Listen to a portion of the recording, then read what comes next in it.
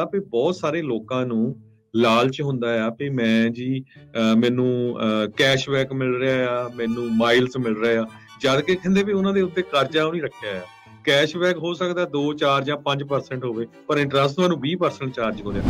ਜਦੋਂ ਹੀ ਤੁਹਾਡਾ credit card ਤੁਸੀਂ ਯੂਜ਼ ਕਰਦੇ ਆ, ਜਿਸ ਦਿਨ ਤੁਹਾਡਾ ਬਿੱਲ ਆ ਗਿਆ ਉਸ ਦਿਨ ਹੀ ਮੇਲ ਕਰ ਦਿਓ ਵੀ ਜੀ ਅੱਜ ਕੱਲ ਕਈ ਕੰਪਨੀਆਂ ਅਸੀਂ 0% ਇੰਟਰਸਟ ਤੇ ਵੀ ਤੁਹਾਨੂੰ ਜਿਹੜਾ ਆ ਕ੍ਰੈਡਿਟ ਕਾਰਡ ਦੇ ਦਿੰਦੇ ਜੇ ਤੁਸੀਂ ਰੋਲ ਓਵਰ ਕਰੋ। ਪਰ ਰੋਲ ਓਵਰ ਕਰਕੇ ਉਹ 0% ਕਿੰਨੇ ਚਿਰ ਲਈ ਆ ਉਹ ਤੁਹਾਨੂੰ ਜ਼ਰੂਰ ਦੇਖਣਾ ਚਾਹੀਦਾ ਹੈਗਾ। ਤੇ ਬੜੀ ਹੈਰਾਨੀ ਦੀ ਗੱਲ ਆ ਵੀ ਜਿਨ੍ਹਾਂ ਦੀ ਕਹਿੰਦੇ ਪਈ $1 ਲੱਖ ਦੇ ਕਰੀਬ ਵੀ ਸੈਲਰੀ ਆ, ਉਹ ਵੀ ਆਪਣਾ ਹਰ ਮਹੀਨੇ ਦਾ ਜਿਹੜਾ ਪੂਰੇ ਦਾ ਪੂਰਾ ਬਿੱਲ ਆ ਉਹ ਨਹੀਂ ਦੇ ਸਕਦੇ। ਐਵਰੇਜ ਕ੍ਰੈਡਿਟ ਕਾਰਡ ਦਾ ਕਰਜ਼ਾ ਜੋ ਬੈਲੈਂਸ ਆ ਉਹ $5474 ਆ। ਹੁਣ ਇਹ ਟਰਾਂਸ ਯੂਨੀਅਨ ਜੋ ਕ੍ਰੈਡਿਟ ਰਿਪੋਰਟਿੰਗ ਏਜੰਸੀ ਆ ਉਹਨਾਂ ਨੇ ਦੱਸਿਆ। ਸੋ ਅਗਲੀ ਜਿਹੜੀ ਖਬਰ ਤੇ ਕੁਝ ਆਪਾਂ ਪੰਜਾਬੀ ਜਿਹੜੀ USA ਦੇ ਜਿੰਨੇ ਜਿਹੜੇ ਸਰੋਤੇ ਆ ਉਹਨਾਂ ਦੇ ਨਾਲ ਆਪਣੀਆਂ ਵੀ ਐਕਸਪੀਰੀਅੰਸ ਸਾਂਝਾ ਕਰਨਾ ਆ ਕ੍ਰੈਡਿਟ ਕਾਰਡ ਡੈਪਟ ਨੂੰ ਲੈ ਕੇ। ਅਮਰੀਕਨਸ ਇਸ ਟਾਈਮ ਕਹਿੰਦੇ ਸਭ ਤੋਂ ਜ਼ਿਆਦਾ ਕ੍ਰੈਡਿਟ ਕਾਰਡ ਦਾ ਕਰਜ਼ਾ ਆ ਉਹ ਆਪਣੇ ਕੋਲ ਰੱਖ ਰਹੇ ਆ। ਤੇ ਬੜੀ ਹੈਰਾਨੀ ਦੀ ਗੱਲ ਆ ਵੀ ਜਿਨ੍ਹਾਂ ਦੀ ਕਹਿੰਦੇ ਪਈ $1 ਲੱਖ ਦੇ ਕਰੀਬ ਵੀ ਸੈਲਰੀ ਆ, ਉਹ ਵੀ ਆਪਣਾ ਹਰ ਮਹੀਨੇ ਦਾ ਜਿਹੜਾ ਪੂਰੇ ਦਾ ਪੂਰਾ ਬਿੱਲ ਆ ਉਹ ਨਹੀਂ ਦੇ ਸਕਦੇ ਜਾਂ ਉਹ ਨਹੀਂ ਦੇ ਰਹੇ। ਐਵਰੇਜ ਕ੍ਰੈਡਿਟ ਕਾਰਡ ਦਾ ਕਰਜ਼ਾ ਜੋ ਬੈਲੈਂਸ ਆ ਉਹ $5474 ਆ। ਹੁਣ ਇਹ ਟਰਾਂਸ ਯੂਨੀਅਨ ਜੋ ਕ੍ਰੈਡਿਟ ਰਿਪੋਰਟਿੰਗ ਏਜੰਸੀ ਆ ਉਹਨਾਂ ਨੇ ਦੱਸਿਆ 13% ਅਪ ਆ ਪਿਛਲੇ ਸਾਲ ਨਾਲੋਂ, ਐਕਚੁਅਲੀ 2021 ਨਾਲੋਂ। ਇਨਫਲੇਸ਼ਨ ਹੈਗੀ ਆ, ਇਹਦੇ ਕਰਕੇ ਚੀਜ਼ਾਂ ਜਿਹੜੀਆਂ ਮਹਿੰਗੀਆਂ ਹੋ ਰਹੀਆਂ ਹੈਗੀਆਂ। ਤੇ share of credit card users ਦਾ ਜੋ ਬੈਲੈਂਸ ਦਾ ਆ ਉਹ 46% ਹੋ ਗਿਆ ਆ 39% ਤੋਂ ਵੱਧ ਕੇ 1 ਸਾਲ ਦੇ ਵਿੱਚ। ਬੈਂਕ ਰੇਟ ਨੇ ਇਹ ਦੱਸਿਆ ਆ ਲਗਭਗ ਵੀ ਅੱਧੇ ਜੋ ਕ੍ਰੈਡਿਟ ਕਾਰਡ ਹੋਲਡਰਸ ਆ ਉਹ month to month Puri the Puri payment ਨਹੀਂ ਦੇ ਸਕਦੇ। 1 ਲੱਖ ਦੇ ਕਰੀਬ ਜਿਨ੍ਹਾਂ ਦੀ ਐਵਰੇਜ ਇਨਕਮ ਆ 37% ਉਹਨਾਂ ਚੋਂ ਕ੍ਰੈਡਿਟ ਕਾਰਡ ਦਾ ਬਿੱਲ ਫੁੱਲੀ ਨਹੀਂ ਐਵਰੀ ਮੰਥ ਦਿੰਦੇ। ਸੋ ਇਹਦਾ ਹੁੰਦਾ ਕੀ ਆ ਵੀ ਇਸ ਟਾਈਮ ਇੰਟਰਸਟ ਰੇਟ ਜੋ ਕ੍ਰੈਡਿਟ ਕਾਰਡਾਂ ਦਾ ਆ ਉਹ 20% ਦੇ ਲਾਗੇ ਚੱਲ ਗਿਆ। ਤੇ ਅੰਦਾਜ਼ਾ ਤੁਸੀਂ ਲਾ ਲਓ ਕਿ ਜੇ ਤੁਸੀਂ ਸਿਰਫ ਮਿਨੀਮਮ ਪੇਮੈਂਟ ਦਿੰਨੀ ਤਾਂ ਤੁਹਾਡਾ ਵਿਆਜ ਜਿਹੜਾ 20% ਵੱਧ ਕੇ ਕਿੱਥੇ ਪਹੁੰਚ ਜਾਣਾ ਹੈ। ਪਿਛਲੇ ਸਾਲ ਇਹ 16% ਸੀ ਕਿਉਂਕਿ ਇੰਟਰਸਟ ਰੇਟ ਕ੍ਰੈਡਿਟ ਕਾਰਡਸ ਦਾ ਹਮੇਸ਼ਾ ਹੀ ਜ਼ਿਆਦਾ ਹੀ ਹੁੰਦਾ ਹੈ। ਇਹਦੇ ਵਿੱਚੋਂ ਇੱਕ ਇਹ ਵੀ ਹੈਗਾ ਆ ਵੀ ਬਹੁਤ ਸਾਰੇ ਲੋਕਾਂ ਨੂੰ ਲਾਲਚ ਹੁੰਦਾ ਆ ਵੀ ਮੈਂ ਜੀ ਮੈਨੂੰ ਕੈਸ਼ਬੈਕ ਮਿਲ ਰਿਹਾ ਆ, ਮੈਨੂੰ ਮਾਈਲਸ ਮਿਲ ਰਿਹਾ ਆ। ਜਦ ਕਿ ਕਹਿੰਦੇ ਵੀ ਉਹਨਾਂ ਦੇ ਉੱਤੇ ਕਰਜ਼ਾ ਉਹ ਨਹੀਂ ਰੱਖਿਆ ਆ।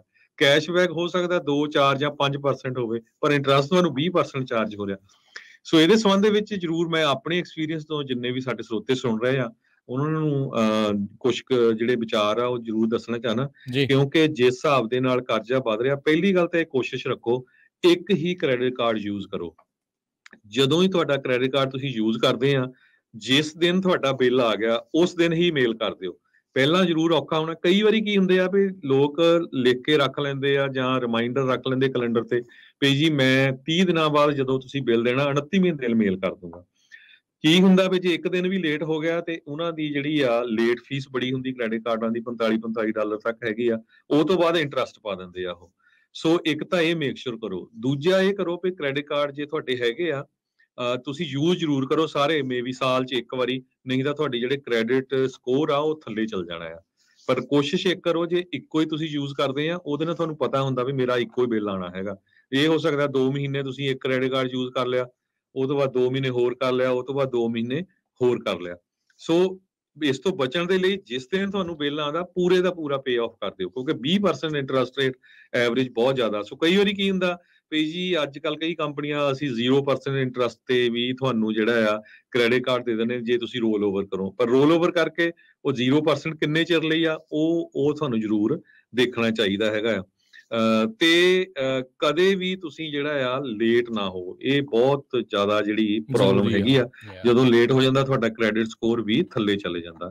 ਸੋ ਇਹ ਹੁਣ ਐਵਰੇਜ ਮੈਂ ਤੁਹਾਨੂੰ ਦੱਸਿਆ ਵੀ ਅਮਰੀਕਨਸ ਦੀ ਕ੍ਰੈਡਿਟ ਕਾਰਡ ਦੀ ਡੈਪਟ, ਕ੍ਰੈਡਿਟ ਕਾਰਡ ਦਾ ਕਰਜ਼ਾ ਕਿੰਨਾ ਵੱਧ ਗਿਆ ਆ। ਅੱਜ NPR ਨੇ ਸਪੈਸ਼ਲ ਰਿਪੋਰਟ ਇਹਦੇ ਤੇ ਜਿਹੜੀ ਇਸ਼ੂ ਕੀਤੀ ਆ। ਸੋ ਤੁਹਾਨੂੰ ਇਹਦਾ ਇਹ ਵੀ ਦੱਸਤਾ ਵੀ ਇਹਨੂੰ ਬਚਣਾ ਕਿੱਦਾਂ ਆ ਕ੍ਰੈਡਿਟ ਕਾਰਡ ਡੈਪਟ ਤੋਂ। ਇਹੀ ਆ ਵੀ ਜਿੱਦਣ ਬਿੱਲ ਆਇਆ ਉਦਣ ਹੀ ਜਿਹੜਾ ਆ ਉਹ ਮੇਲ ਕਰ ਦਿਓ ਤੇ ਕੋਸ਼ਿਸ਼ ਕਰੋ ਘੱਟ ਤੋਂ ਘੱਟ ਜਿਹੜਾ ਕ੍ਰੈਡਿਟ ਕਾਰਡ ਆ ਉਹ ਯੂਜ਼ ਕਰੋ। ਹਾਂ, ਜਿਹਦੇ ਕੋਲ ਇਨਕਮ ਹੈਗੀ, ਜਿਹੜਾ ਅਮੀਰ ਆ ਬਹੁਤ, ਉਹ ਯੂਜ਼ ਕਰ ਲੈ। ਪਰ ਆਮ ਬੰਦਾ ਜਿਹੜਾ ਆ, ਈਵਨ ਕਾਫੀ ਪੜ੍ਹੇ ਲਿਖੇ ਲੋਕ ਵੀ, ਇੱਥੇ ਦੇ ਗ੍ਰੈਜੂਏਟ ਬੱਚੇ ਵੀ ਜਿਹੜੇ ਆ, ਉਹ ਮਿਨੀਮਮ ਪੇਮੈਂਟ ਦੇ ਦਿੰਦੇ ਆ, ਜਦੋਂ ਕਿ ਇੰਟਰਸਟਡ 20% ਜਾਂਦਾ, ਤੁਹਾਡੀ ਕਿੰਨਾ ਜ਼ਿਆਦਾ ਜਿਹੜਾ ਬੈਲੈਂਸ ਆ ਉਹ ਇਕੱਠਾ ਹੋ ਜਾਣਾ ਹੈ। ਇੱਥੇ ਇੱਕ ਪ੍ਰੋਬਲਮ ਜਿਹੜੀ ਹਰਜੋਤ ਸਿੰਘ ਜੀ ਇਹ ਆ ਵੀ ਇਹ ਫਾਈਨੈਂਸ਼ੀਅਲ ਇੰਸਟੀਟਿਊਸ਼ਨਸ ਨੂੰ ਕਿੱਦਾਂ ਵਰਤਣਾ, ਇਹਦੀ ਐਜੂਕੇਸ਼ਨ ਕਿਤੇ ਹੈ ਹੀ ਨਹੀਂ। ਇਹ ਦੱਸਿਆ ਹੀ ਜਿਹੜਾ ਉਹ ਨਹੀਂ ਜਾਂਦਾ, ਬੰਦਾ ਆਪ ਧੱਕੇ ਧੁੱਕੇ ਖਾ ਕੇ ਜਿਹੜਾ ਉਹ ਸਿੱਖਦਾ ਹੈ। ਚਲੋ ਇੱਕ ਦੂਜੇ ਤੋਂ ਸਲਾਹ ਜਿਹੜੀ ਬੰਦੇ ਲੈ ਲੈਂਦੇ ਨੇ ਜਾਂ ਦੇ ਦਿੰਦੇ ਨੇ, ਦੱਸ ਦਿੰਦੇ ਨੇ, ਪਤਾ ਲੱਗ ਜਾਂਦਾ ਆ। ਅਦਰਵਾਈਜ਼ ਇਹ ਚੀਜ਼ਾਂ ਕਿੱਦਾਂ ਕ੍ਰੈਡਿਟ ਸਕੋਰ ਤੁਸੀਂ ਆਪਣਾ ਗੁੱਡ ਰੱਖਣਾ, ਕਿੱਦਾਂ ਕ੍ਰੈਡਿਟ ਕਾਰਡ ਡੈਟ ਤੋਂ ਜਿਹੜਾ ਉਹ ਬਚਣਾ ਆ, ਕਿਉਂਕਿ ਸਬਜ਼ ਬਾਗ ਵੀ ਬਹੁਤ ਦਿਖਾਏ ਜਾਂਦੇ ਆ। ਉਹ ਇੱਕ ਦੂਜੇ ਨੂੰ ਵੀ ਕਹਿੰਦੇ ਆ ਵੀ ਚੱਲ ਚੱਕਰ ਹੀ ਕੋਈ ਨਹੀਂ, ਆ ਹੈਗਾ ਆ, ਤੂੰ ਚੱਕ ਲਾ, 5000 ਦੀ ਚੀਜ਼ ਆ, 2000 ਦੀ ਚੀਜ਼ ਆ, ਗੱਲ ਹੀ ਕੋਈ ਨਹੀਂ, ਤੂੰ ਚੱਕ ਲਾ। ਪਰ ਇਹ ਨਹੀਂ ਨਾ ਪਤਾ ਵੀ ਉਹ 2000 5000 ਬਾਅਦ ਚ ਦੇਣਾ ਕਿੱਦਾਂ ਆ। ਮਿਨੀਮਮ ਪੇਮੈਂਟ 35 ਦੀ ਹੋਊਗੀ, 45 ਦੀ ਹੋਊਗੀ, ਕਿਸੇ ਦੀ ਚਲੋ 50 ਦੀ ਹੋਊਗੀ, ਉਹ ਦੇਤੀ ਤੇ ਬਾਕੀ ਦੇ ਉੱਤੇ ਤਾਂ ਕਰਜ਼ਾ ਲੱਗੀ ਜਾਣਾ ਨਾ। ਸੋ ਇਹ ਧਿਆਨ ਰੱਖਣ ਦੀ ਜਿਹੜੀ ਉਹ ਜ਼ਰੂਰਤ ਆ। ਹੁਣ average credit card user America ਦੇ ਵਿੱਚ ਬੈਲੈਂਸ $5476 ਦਾ ਆ, $5474 ਦਾ ਜਿਹੜਾ ਉਹ ਦੱਸਿਆ ਜਾ ਰਿਹਾ ਆ, ਜਿਹੜਾ ਕਿ ਪਿਛਲੇ ਸਾਲ ਤੋਂ 13% ਵੱਧ ਆ। 13% ਕਰਜ਼ਾ ਵੱਧ ਇਸ ਟਾਈਮ ਲੋਕਾਂ ਦੇ ਉੱਤੇ ਐਵਰੇਜ ਆ, ਤੇ ਇੰਟਰਸਟ ਰੇਟ ਜਿਹੜੇ ਆ ਉਹ 16 ਤੋਂ ਵੱਧ ਕੇ 25 ਤੇ ਪਹੁੰਚੇ ਆ। ਸੋ ਹੁਣ ਤੁਸੀਂ ਹਿਸਾਬ ਲਾਓ ਬਣਨਾ ਕੀ ਆ ਇੱਥੇ ਲੋਕਾਂ ਦਾ। ਲੋਕ ਬਹੁਤ ਮਿਸ ਕਰਦੇ। ਹੁਣ ਤਾਂ ਦੇਖੋ ਕਿੰਨੀਆਂ ਸਹੂਲਤਾਂ ਹੈ ਹਰਜੋਤ ਸਿੰਘ ਜੀ, ਵੀ ਤੁਹਾਡੇ ਸੇਮ ਹੀ ਬੈਂਕ ਦੇ ਵਿੱਚ ਅਕਾਊਂਟ ਹੁੰਦਾ ਆ, ਸੇਮ ਹੀ ਬੈਂਕ ਦਾ ਜਿਹੜਾ ਤੁਹਾਡਾ ਕ੍ਰੈਡਿਟ ਕਾਰਡ ਆ, ਆਟੋਮੈਟਿਕ ਪੇਮੈਂਟਸ ਪਰ ਪੂਰੀ ਸਟੇਟਮੈਂਟ ਦੀ ਜਿਹੜੀ ਉਹ ਲਾ ਕੇ ਰੱਖੋ। ਐਟਲੀਸਟ ਤੁਹਾਨੂੰ ਪਤਾ ਤਾਂ ਹੋਵੇ ਵੀ ਮੇਰਾ ਪੇਮੈਂਟ ਜਿਹੜੀ ਉਹ ਚਲੇ ਜਾਣੀ ਆ। ਬੰਦਾ ਕਈ ਵਾਰੀ ਰੁੱਝ ਜਾਂਦਾ ਆ, ਨਹੀਂ ਚੈੱਕ ਲਿਖਿਆ ਜਾਂਦਾ ਜਾਂ ਆਪ ਜਿਹੜਾ ਉਹ ਭੁੱਲ ਜਾਂਦਾ ਆ। ਇਹ ਚੀਜ਼ਾਂ ਹੋਣ, ਕ੍ਰੈਡਿਟ ਸਕੋਰ ਦੇ ਉੱਤੇ ਬਹੁਤ ਨੈਗੇਟਿਵ ਇਫੈਕਟ ਹੁੰਦਾ ਆ। ਤੁਹਾਡੀ ਜਿਹੜੀ ਯੂਟੀਲਾਈਜੇਸ਼ਨ, ਇੱਕ ਇਹ ਚੀਜ਼ ਜਿਹੜੀ ਸਭ ਤੋਂ ਘੱਟ ਜਿਹੜੀ ਦੱਸੀ ਜਾਂਦੀ ਆ, ਜੇ ਤੁਸੀਂ ਕ੍ਰੈਡਿਟ ਚੱਕਣ ਦੀ ਤੁਹਾਡੀ ਸ਼ਮਤਾ $10,000 ਦੀ ਆ, ਤੇ ਜੇ ਤੁਸੀਂ $3-4,000 ਤੋਂ ਵੱਧ 20% ਤੋਂ ਮੰਨ ਲਓ ਵੀ ਤੁਸੀਂ ਵੱਧ ਆਪਣਾ ਯੂਜ਼ ਕਰਦੇ ਆ ਕ੍ਰੈਡਿਟ, ਉਹਦਾ ਬਹੁਤ ਨੈਗੇਟਿਵ ਇੰਪੈਕਟ ਜਿਹੜਾ ਇਸ ਦੇ ਵਿੱਚ ਪੈਂਦਾ ਆ। ਸੋ ਜਿੰਨਾ ਜ਼ਿਆਦਾ ਤੁਸੀਂ ਕ੍ਰੈਡਿਟ ਚੱਕ ਸਕਦੇ ਆ, ਦੈਟਸ ਅ ਗੁੱਡ ਥਿੰਗ, ਉਹ ਚੰਗੀ ਗੱਲ ਆ। ਪਰ ਉਹ ਚੋਂ ਵਰਤ ਕਿੰਨਾ ਰਹੇ ਆ ਤੇ ਪੇ ਕਿੰਨੇ ਕਦੋਂ ਕਰ ਰਹੇ ਆ, ਸਮੇਂ ਸਿਰ ਕਰ ਰਹੇ ਆ, ਪੂਰੀ ਪੇਮੈਂਟ ਕਰ ਰਹੇ ਆ, ਇਹ ਸਾਰੀਆਂ ਚੀਜ਼ਾਂ ਬਹੁਤ ਜ਼ਿਆਦਾ ਮੈਟਰ ਕਰਦੀਆਂ ਤੁਹਾਡੀ ਕ੍ਰੈਡਿਟ ਸਕੋਰ ਦੇ ਉੱਤੇ। ਫਿਰ ਜਦੋਂ ਤੁਸੀਂ ਘਰ ਲੈਣਾ ਹੁੰਦਾ, ਕਾਰ ਲੈਣਾ ਹੁੰਦੀ ਆ, ਜਾਂ ਹੋਰ ਚੀਜ਼ਾਂ ਜਿਹੜੀਆਂ ਬਾਏ ਕਰਨੀਆਂ ਆ, ਉਹ ਫਿਰ ਉਦੋਂ ਇੰਟਰਸਟ ਰੇਟ ਉਸ ਹਿਸਾਬ ਦੇ ਨਾਲ ਜਿਹੜਾ ਉਹ ਲਾਇਆ ਜਾਂਦਾ ਆ। ਜਿੰਨੇ ਵਧੀਆ ਤੁਸੀਂ ਜਿਹੜੇ ਕਰਜ਼ਦਾਰ ਹੈਗੇ ਆ, ਵੀ ਤੁਸੀਂ ਕਰਜ਼ਾ ਚੱਕ ਕੇ ਜਿਹੜੇ ਉਹ ਵਾਪਸ ਕਰਦੇ ਆ, ਓਨਾ ਹੀ ਤੁਹਾਡੇ ਲਈ ਜਿਹੜਾ ਉਹ ਬੈਟਰ ਰਹਿੰਦਾ ਆ। ਬਹੁਤ ਸਾਰੇ ਲੋਕ ਡੈਟ ਇਕੱਠਾ ਕਰਦੇ ਰਹਿੰਦੇ ਆ, ਬਾਅਦ ਦੇ ਵਿੱਚ ਜਿਹੜਾ ਉਹ ਉਸਨੂੰ ਉਹਨਾਂ ਨੂੰ ਪਤਾ ਨਹੀਂ ਲੱਗਦਾ ਕੀ ਹੋਣਾ ਆ, ਤੇ ਫਿਰ ਫਾਈਨੈਂਸ਼ੀਅਲ ਦੁਵਿਧਾ ਦੇ ਵਿੱਚ ਐਸੇ ਫਸਦੇ ਆ ਵੀ ਕੰਮ ਪੂਰਾ ਹੀ ਡਾਊਨ ਜਿਹੜਾ ਉਹ ਹੋ ਜਾਂਦਾ ਆ। ਬਹੁਤ ਸਾਰੇ ਕਿਉਂਕਿ ਇਹ ਆ ਨਾ ਰਾਜਕਰਮਜੀਤ ਸਿੰਘ ਜੀ, ਇੱਕ ਦੋ ਪੇਮੈਂਟ ਵੀ ਲੇਟ ਹੋ ਗਈਆਂ ਤੇ ਤੁਹਾਡਾ ਕ੍ਰੈਡਿਟ ਸਕੋਰ ਥੱਲੇ ਚੱਲ ਜਾਣਾ। ਬਿਲਕੁਲ। ਸੋ ਇਹ ਇਕੱਲਾ ਕ੍ਰੈਡਿਟ ਕਾਰਡ ਨਹੀਂ, ਬਹੁਤ ਵਾਰੀ ਕੀ ਹੁੰਦਾ ਵੀ ਤੁਸੀਂ ਫਰਨੀਚਰ ਬਾਈ ਕਰਦੇ ਹੋ, ਕਹਿੰਦੇ ਜੀ 6 ਮਹੀਨੇ ਫ੍ਰੀ ਆ, 6 ਮਹੀਨਿਆਂ ਤੋਂ ਬਾਅਦ ਤੁਹਾਡੀ ਪੇਮੈਂਟ ਆਊਗੀ। ਤੁਸੀਂ ਵਾਸ਼ਰ, ਡਰਾਇਰਸ, ਹੋਰ ਫ੍ਰਿਜ, ਇਦਾਂ ਦਾ ਸਮਾਨ ਬਾਈ ਕਰਦੇ ਆ, ਤੇ ਉਹ ਜਿਹੜੇ ਸਟੋਰ ਆ ਕਹਿੰਦੇ ਵੀ 6 ਮੰਥ ਜਾਂ 12 ਮੰਥ ਨੋ ਪੇਮੈਂਟ।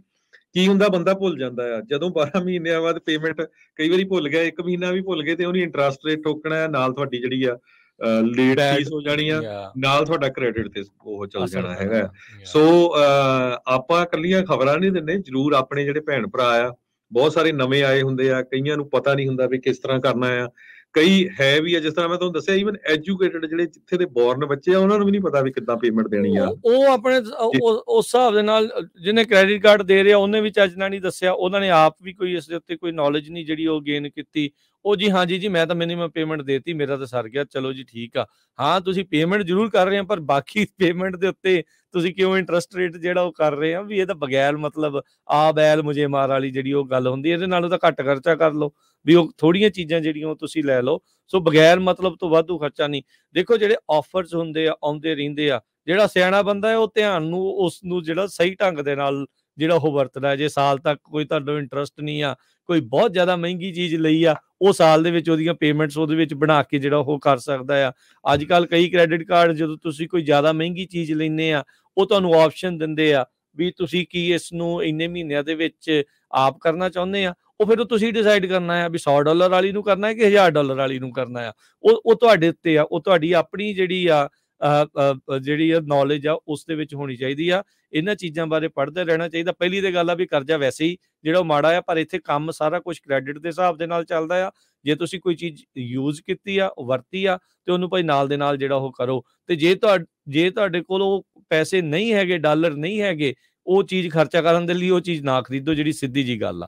ਬਾਅਦ ਦੇ ਵਿੱਚ ਫਿਰ ਤੁਸੀਂ ਪਛਤਾਓਗੇ, ਫਿਰ ਕ੍ਰੈਡਿਟਰਾਂ ਦੇ ਨਾਲ ਗੱਲ ਕਰਨੀ ਆ, ਫਿਰ ਪੇਮੈਂਟ ਪਲਾਨ ਬਣਾਉਣੀ ਆ, ਫਿਰ ਤੁਹਾਡੀ ਜਿਹੜੀ ਵੇਜ ਆ ਉਹ ਗਾਰਨਿਸ਼ ਹੋਊਗੀ। ਸੋ ਲੌਂਗ ਟਰਮ ਇਸ ਦੇ ਇਫੈਕਟ ਬਹੁਤ ਮਾੜੇ ਆ। ਬੰਦਾ ਅਜਿਹੇ ਸਪਾਇਰਲ ਦੇ ਵਿੱਚ ਫਸਦਾ ਆ, ਤੇ ਬਹੁਤ ਬੰਦੇ ਦੇਖੇ ਆ ਘਰੋਂ ਬੇਘਰ ਹੁੰਦੇ, ਜਿਹੜੇ ਹੋਮਲੈਸ ਹੁੰਦੇ ਇਹੋ ਜਿਹੀਆਂ ਚੀਜ਼ਾਂ ਦੇ ਕਰਕੇ, ਵੀ ਉਹ ਐਸੇ ਜਿਹੜੇ ਚੱਕਰਵਿਊਹ ਦੇ ਵਿੱਚ ਜਿਹੜੇ ਉਹ ਫਸਦੇ ਆ, ਉਹ ਪ੍ਰੋਬਲਮ ਆ ਜਾਂਦੀ ਆ, ਬੈਂਕਰਪਸੀਆਂ ਤੱਕ ਜਿਹੜੀਆਂ ਬਾਅਦ ਦੇ ਵਿੱਚ ਉਸ ਪਾਸੇ ਵੱਲ ਨੂੰ ਗੱਲ ਜਿਹੜੀ ਉਹ ਵੱਧ ਜਾਂਦੀ ਆ। ਸੋ ਜਿਹੜੀ ਚੀਜ਼ ਖਰੀਦਣ ਦੀ ਸ਼ਮਤਾ ਹੈਗੀ ਆ, ਤੁਹਾਡੇ ਕੋਲ ਹੈਗੇ ਐਕਚੁਅਲ 'ਚ ਪੈਸੇ, ਫਿਰ ਹੀ ਉਹ ਖਰੀਦੋ, ਤੇ ਉਹ ਨਾ ਖਰੀਦੋ, ਅਦਰਵਾਈਜ਼ ਨਾ ਖਰੀਦੋ। ਤੇ ਜਦੋਂ ਤੁਸੀਂ ਕ੍ਰੈਡਿਟ ਕਾਰਡ ਦੀ ਵਰਤੋਂ ਕਰ ਲਈ ਆ, ਤੇ ਆਪਣੀ ਸਟੇਟਮੈਂਟ ਜਿੰਨੀ ਤੁਹਾਡੀ ਉਹ ਮਹੀਨੇ ਦੀ ਆ ਰਹੀ ਆ, ਉਹਨੂੰ ਪੇ ਇਨ ਫੁੱਲ ਕਰਨ ਦੀ ਜਿਹੜੀ ਆ ਉਹ ਕੋਸ਼ਿਸ਼ ਕਰਿਆ ਕਰੋ। ਸੋ ਬਹੁਤ ਸਾਰੇ ਇਹ ਆਪਾਂ ਤਾਂ ਕਹਿ ਰਹੇ ਹਾਂ ਵੀ ਅਮਰੀਕਾ ਦੇ ਵਿੱਚ ਮੈਜੋਰਟੀ ਦੇ ਜਿਹੜੇ ਲੋਕ ਆ, ਉਹਨਾਂ ਦੇ ਕੋਲ ਜੇ ਅੱਜ ਦੀ ਡੇਟ 'ਚ ਰੱਬ ਨਾ ਕਰੇ ਕੋਈ ਲੇ ਆਫ ਹੋ ਜਾਂਦਾ, ਕੰਮ ਛੁੱਟ ਜਾਂਦਾ, ਕੰਮ ਸਲੋ ਹੋ ਜਾਂਦਾ, 6 ਮਹੀਨੇ ਦਾ ਖਰਚਾ ਪਾਣੀ ਕਰਨ ਦੇ ਲਈ ਪੈਸੇ ਨਹੀਂ ਹੈਗੇ। ਆਪਣੇ ਗੁਆਂਢੀ ਮੁਲਕ ਦੀ ਹੋਰ ਵੀ ਬੁਰੀ ਪੋਜੀਸ਼ਨ ਹੈ। ਕੈਨੇਡਾ 'ਚ ਕਹਿੰਦੇ 3 ਮਹੀਨੇ ਤੋਂ ਤੱਕ ਤੋਂ ਵੱਧ ਦੇ ਪੈਸੇ ਨਹੀਂ ਲੋਕਾਂ ਕੋਲ ਹੈਗੇ। ਹਾਂ ਠੀਕ ਆ, ਕੁਝ ਲੋਕਾਂ ਕੋਲ ਹੋਊਗੇ, ਆਪਣੇ ਥੋੜੇ ਸੇਵਿੰਗ ਵੀ ਕਰਦੇ ਆ, ਪਰ ਇਹ ਇਸੇ ਕਰਕੇ ਆਪਾਂ ਦੱਸਦੇ ਹਾਂ ਤਾਂ ਕਿ ਜਿਹਨੂੰ ਨਹੀਂ ਵੀ ਪਤਾ ਕੋਈ, ਕਿਉਂਕਿ ਕੀ ਹੁੰਦਾ ਕਹਿੰਦੇ ਵੀ ਬੰਦਾ ਆਪ ਠੋਕਰਾਂ ਖਾ ਕੇ ਜੇ ਕੋਈ ਬੰਦਾ ਅਕਲਮੰਦ ਬਣਿਆ, ਉਹਨੂੰ ਅਕਲਮੰਦ ਨਹੀਂ ਗਿਣਿਆ ਜਾਂਦਾ। ਦੂਜੇ ਦੇ ਜਿਹੜੇ ਫੇਲਿਅਰਸ ਆ, ਜਿਹੜਾ ਦੂਜਾ ਜੇ ਤੁਸੀਂ ਦੇਖ ਰਹੇ ਆ, ਉਹ ਕਿੰਨੀ ਵਾਰੀ ਫੇਲ ਹੋਇਆ, ਉਹਦੇ ਵੱਲ ਦੇਖ ਕੇ ਜੇ ਆਪ ਬਚੇ ਰਹਿੰਦੇ ਫੇਲ ਹੋਣ ਤੋਂ, ਤਾਂ ਬੰਦਾ ਉਹ ਜਿਹੜਾ ਅਕਲਮੰਦ ਗਿਣਿਆ ਜਾਂਦਾ। ਸੋ ਕਹਿੰਦੇ ਵੀ ਜਿਹੜੇ ਜੇ ਕੋਈ ਅਨਬ੍ਰਾਂਡਡ ਜਾਂ ਸਸਤੇ ਕੱਪੜੇ ਪਾ ਲੈਣ, ਉਹਦਾ ਮਤਲਬ ਇਹ ਨਹੀਂ ਵੀ ਤੁਸੀਂ ਗਰੀਬ ਹੈਗੇ ਆ, ਕਿਉਂਕਿ ਤੁਹਾਨੂੰ ਆਪਣੇ ਪਰਿਵਾਰ ਨੂੰ ਜਿਹੜਾ ਆ ਫੀਡ ਕਰਨਾ ਆ, ਆਪਣੇ ਪਰਿਵਾਰ ਨੂੰ ਸੇਫ ਰੱਖਣਾ ਆ, ਆਪਣੇ ਪਰਿਵਾਰ ਨੂੰ ਘਰ ਸਾਰਾ ਕੁਝ ਦੇਣਾ ਆ, ਨਾ ਕਿ ਤੁਸੀਂ ਆਪਣੀ ਕਮਿਊਨਿਟੀ ਨੂੰ ਜਿਹੜੀ ਆ ਇੰਪ੍ਰੈਸ ਕਰਨਾ ਹੈਗਾ। ਇਹ ਨਹੀਂ ਹੈਗੀ ਗੱਲ ਵੀ ਹਾਂ ਦੇਖੋ ਹਰਜੋਤ ਸਿੰਘ ਜੀ, ਸਿੱਧੀ ਜੀ ਗੱਲ ਆ, ਹੁਣ $1000 ਦਾ ਕੋਈ ਪਰਸ ਲੈਂਦਾ ਆ, $1000 ਦੇ ਕੋਈ ਕੱਪੜੇ ਲੈਂਦਾ, ਉਹਦੀ ਵੈਲਿਊ ਕੀ ਹੈ? ਤੁਹਾਡੀ ਜ਼ਿੰਦਗੀ 'ਚ ਉਹਨੇ ਕੀ ਵੈਲਿਊ ਜਿਹੜੀ ਉਹ ਐਡ ਕੀਤੀ? ਜ਼ੀਰੋ ਵੈਲਿਊ ਉਹਨੇ ਜਿਹੜੀ ਉਸ ਦੇ ਵਿੱਚ ਤੁਹਾਡੀ ਜਿਹੜੀ ਉਹ ਐਡ ਕੀਤੀ ਆ। ਤੁਸੀਂ ਉਹਨੇ ਡਾਲਰ ਘਟਾਏ ਆ, ਤੁਸੀਂ ਉਹਦਾ ਨੁਕਸਾਨ ਕੀਤਾ ਆ। ਇਹਦੇ ਨਾਲ ਉਹ ਚੀਜ਼ ਕੋਈ ਇਨਵੈਸਟ ਕਰੋ, ਜਾਂ ਉਹਨੂੰ ਬਚਾ ਕੇ ਰੱਖੋ ਵੀ ਕਿਤੇ ਹੋਰ ਕੋਈ ਚੀਜ਼ ਬੈਟਰ ਚੀਜ਼ ਜਿਹੜੀ ਉਹ ਤੁਸੀਂ ਕੋਈ ਲੈਣਾ ਚਾਹੁੰਦੇ ਆ, ਜਾਂ ਕੁਝ ਹੋਰ ਕਰਨਾ ਚਾਹੁੰਦੇ ਆ, ਵੀ ਉਹ ਵਾਲੇ ਪਾਸੇ ਨੂੰ ਚੀਜ਼ਾਂ ਖਰੀਦੋ। ਖਰੀਦਣ ਤੋਂ ਤੁਹਾਨੂੰ ਕੋਈ ਨਹੀਂ ਰੋਕਦਾ, ਜਿਹੜੀ ਜ਼ਰੂਰਤ ਆ ਉਹ ਚੀਜ਼ ਤੁਸੀਂ ਖਰੀਦੋ। ਇੱਕ ਨੈਸੈਸਿਟੀ ਆ, ਤੇ ਇੱਕ ਜਿਹੜੀ ਹੈ ਲਗਜ਼ਰੀ ਆ। ਹੁਣ ਕੰਮ ਤੇ ਜਾਣ ਦੇ ਲਈ ਗੱਡੀ ਚਾਹੀਦੀ ਆ, ਦੈਟਸ ਨੈਸੈਸਿਟੀ, ਇਹ ਨੀਡ ਆ, ਪਰ ਮੈਨੂੰ BMW ਚਾਹੀਦੀ ਆ, ਇਹ ਹੁਣ ਜਾਣਬੁੱਝ ਕੇ ਵੱਧ ਖਰਚਾ ਕਰਨ ਵਾਲੀ ਜਿਹੜੀ ਉਹ ਗੱਲ ਆ। ਤੁਸੀਂ ਇੱਕ ਥਾਂ ਤੋਂ ਦੂਜੇ ਥਾਂ ਦੇ ਉੱਤੇ ਜਿਹੜਾ ਉਹ ਪਹੁੰਚਣਾ, ਹਾਂ ਜਿਹੜਾ ਅਫੋਰਡ ਕਰ ਸਕਦਾ ਉਹ ਲੈ ਲਵੇ, ਜਿਹੜਾ ਨਹੀਂ ਕਰ ਸਕਦਾ ਭਾਈ ਕਾਹੇ ਅੱਡੀਆਂ ਚੱਕ ਕੇ ਪਾ ਲੈਣਾ। ਸੋ ਇਹ ਲੋਕਾਂ ਨੂੰ ਤਾਂ ਅੱਜ ਤੱਕ ਨਾ ਕੋਈ ਜਿੱਤ ਸਕਿਆ, ਤੇ ਨਾ ਕਿਸੇ ਨੇ ਜਿੱਤਣਾ ਆ। ਤੁਸੀਂ ਉਹਨਾਂ ਤੋਂ ਕਿਹੜੀ ਵਾਹਵਾ ਜਿਹੜੀ ਉਹ ਤੁਸੀਂ ਖੱਟਣੀ ਚਾਹੁੰਦੇ ਆ, ਉਹ ਕਿਸੇ ਵੀ ਜਿਹੜੀ ਉਹ ਮੈਟਰ ਨਹੀਂ ਕਰਦੀ। ਤੁਸੀਂ ਆਪਣਾ ਦੇਖ ਕੇ ਜਿਹੜਾ ਉਹ ਉਸ ਹਿਸਾਬ ਦੇ ਨਾਲ ਜਿਹੜਾ ਉਹ ਸਾਰੋ।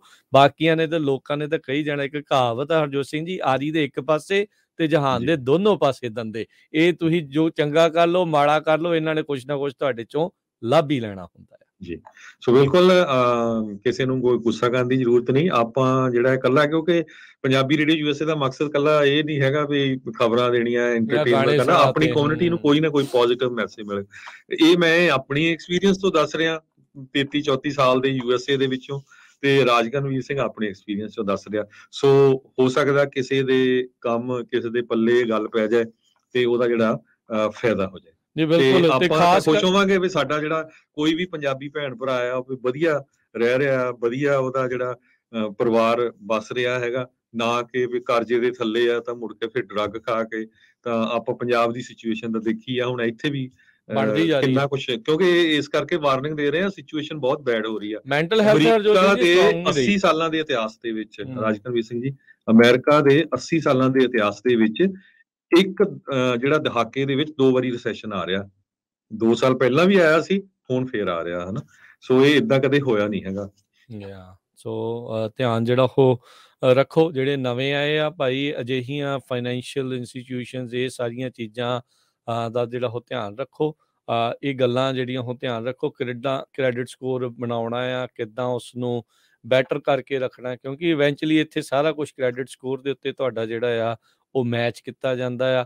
ਹੁਣ ਤਾਂ ਜਦੋਂ ਤੁਸੀਂ ਕੱਲ੍ਹ ਗੱਲਾਂ ਕਰ ਰਹੇ ਸੀ ਇੰਸ਼ੋਰੈਂਸ ਦੀਆਂ, ਹੁਣ ਤਾਂ ਇੰਸ਼ੋਰੈਂਸ ਦਾ ਸਕੋਰ ਵੀ ਕਾਇੰਡ ਆਫ ਮੈਡੀਕਲ ਤੁਹਾਡਾ ਜਿਹੜੀ ਆ ਉਹ ਵੀ ਦੇਖਦੇ ਆ ਵੀ ਕਿੱਦਾਂ ਦਵਾਈਆਂ ਲੈ ਰਹੇ ਆ, ਕਿੱਦਾਂ ਕਿੰਨਾ ਸਾਰਾ ਕੁਛ ਆ। ਸੋ ਸਾਰੇ ਰੈਕਡ ਅੱਜ ਕੱਲ੍ਹ ਸਭ ਕੁਝ ਡਿਜੀਟਲਾਈਜ਼ ਆ, ਇਹ ਇੱਕ ਦੂਜੇ ਦੇ ਨਾਲ ਝੱਟ ਦੇਣੀ ਜਿਹੜੀ ਉਹ ਕਰ ਲੈਂਦੇ ਆ। ਸੋ ਮੇਕ ਸ਼ੋਰ ਕਰੋ ਵੀ ਤੁਸੀਂ ਭਾਈ ਇਸ ਦੇ ਵਿੱਚ ਗੱਚ ਨਾ ਖਾ ਜਿਓ।